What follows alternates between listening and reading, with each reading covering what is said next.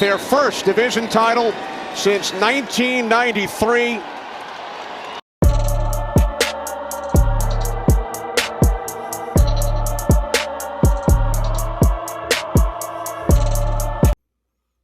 What's going on, Cowboys Nation? It's your boy DMV back with another one. We're here to discuss the big, bad, no longer cowardly Detroit Lions, right? So, led by their head coach, Dan Campbell. Dan Campbell has done an excellent job at really acclimating winning a winning culture to this Detroit Lions team. So, they really have taken a step forward from where they were able to end the year last year. They really ended the year on a hot streak. They were really tough down the stretch, and I think that they were able to build on that really in week 1 with their win against the Super Bowl champion Kansas City Chiefs. And from then on, they have not looked back. I think that from last year, they realized that they can win some games, put some things together. They looked at the DNA of this team and how they could really build around it.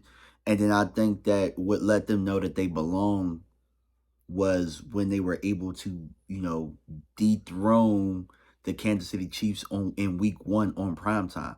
That was a huge confidence boost for this team. So the Detroit Lions have become accustomed to winning these big games. And they're not really shooting themselves in the foot like the normal Detroit Lions teams that we're accustomed to. There's a pocket full of teams that have not won in a long time. The Detroit Lions are one of them. We're one of them. The Buffalo Bills is one of them. The Miami Dolphins. So it's a lot of us have not won in a long time type teams that are contenders this year. So the Detroit Lions, I would not take this game lightly. I know that it's Jimmy Johnson night, and it seems like everything is aligning for this to be, a big day for the Cowboys. But do not overlook this Detroit Lions team, who is going to look to punch you in the mouth. They've already done it to the Super Bowl champions in their house on primetime to open the year. They have no problem trying to ruin Jimmy night for the Dallas Cowboys.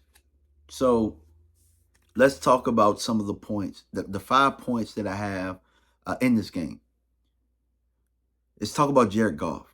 So Jared Goff, at times, they have built this offense around him where they've given him weapons. They built the offensive line, but it looks very similar to what it looked like in LA when he was a Ram. A lot of the slice motions, a lot of the bunch formations.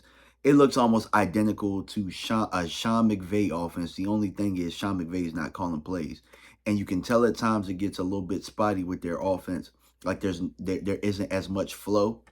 But they have done an excellent job at really just mirroring what he's comfortable with and getting him to a spot. So the things that we know about Jared Goff is I don't think that he has like crazy arm strength to where he could just flick the ball around. There are certain areas of the field that he avoids because of that. You know what I'm saying? He likes to throw it in between the hashes. He likes those quick outs, those stop routes on the outside. He likes high percentage throws. He avoids the tight windows. You know what I'm saying? So one thing that, I was talking to the Sky about on Twitter that he brought up, and it's a very good point, is that he doesn't like to be moved off his spot. So Jared Goff is stoop kid. That's what we call it. If you watch Hey Arnold, stoop kid don't like to leave his stoop. That's Jared Goff. And so what the Cowboys are going to have to do is get him out of first and second downs with stopping the run. They're going to have to minimize the run and put him in passing situations. I almost would encourage him to throw on first and second down, personally. And I think that you combat that by putting Micah off ball a little bit and trying to force his hand that way and force that offense his hand that way. Number 2 point, the Detroit defense loves to get downhill. They got some young linebackers in Rodriguez and in Jack Campbell, and they love nothing better else to do probably than to stop the run. You know what I'm saying? That front seven with Hutchinson coming off the edge and running a lot of twist stunts and blitzes and stuff like that. They are trying to confuse you. That's the goal for them, is to confuse you. So if you can find ways to dictate to their defense you have a shot. But if not, if you try to straight up play football with them, you're going to be in for a long night. Number 3, Jahmyr Gibbs is very, very dangerous. You know what I'm saying? Like, Jahmyr Gibbs was one of the guys that I wanted in the draft. If he would have fell, I know that a lot of Cowboys fans did not want him because you don't want a running back in the first round, or you know what I'm saying? I thought that he was worth the risk because of the it factor. He's very, very fast. He's very, very agile. He can catch the ball out the backfield. He can block. He can do it all. You know what I'm saying? He is pretty much, I think that one of the announcers said that he's damn near a clone of what Chris Johnson was when he was in the league. And he's a 4-3 guy, a 4-2 guy. And you know what I'm saying? Jahmyr Gibbs is a problem. And then they have the perfect complement to him with Montgomery as a back. So Montgomery is a little bit of everything. So they do a very good job of getting those guys in and out, subbing them in and out in certain situations. So the Cowboys are going to have to sell out on, minimizing what those guys do. That means they're going to have to tackle. They're going to have to rally. They're going to have to force Jared Goff to beat them.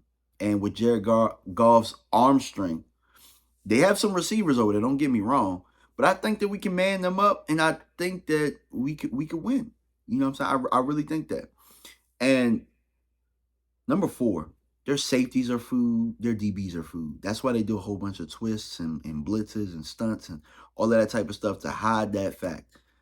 What I looked at with Minnesota is Minnesota started really getting after them when they could add secondary motion to dictate to that defense. You don't want them coming downhill.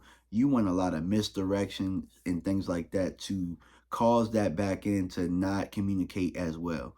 They'll communicate well if you play them straight up, but if you add a motion here, then add a motion there, and you can play action, or, you know what I'm saying, you just misdirect them. They want to come downhill, and you can get over the top behind those linebackers. And that's what Minnesota did a very good job of doing with Nick Mullen.